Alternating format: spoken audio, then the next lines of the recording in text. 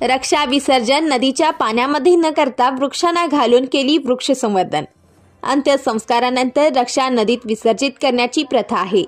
या पारंपरिक प्रथेला फाटा देत मांडेदुर्ग गावचे सुपुत्र DJ पाटील यांनी आपल्या आई कमळाबाई ज्योतिबा पाटील वय वर्ष 80 राहणार मांडेदुर्ग यांच्या निधनानंतर रक्षा व आस्ती आपल्या घरासमोरील वृक्षबागेत वृक्षांना घातली।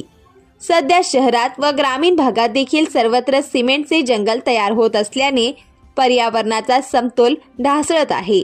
अस्थींचे नदीत विसर्जन केल्याने मोठ्या प्रमाणावर जल प्रदूषण होते।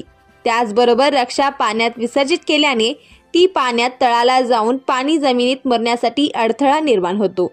शिवाय पाण्यातील जलचर कृमी कीटकांनाही ते हानिकारक होते। या अनुषंगाने पारंपरिक रूढी परंपरेला फाटा देऊन चंदगड तालुक्यातील मांडेदुर्ग गावातील पाटील परिवाराने राबवलेला अभिनव उपक्रम समाजाला आदर्शवत ठरला असून आगामी काळात अनेकांसाठी नक्कीच प्रेरणादायी व अनुकरणीय ठरेल।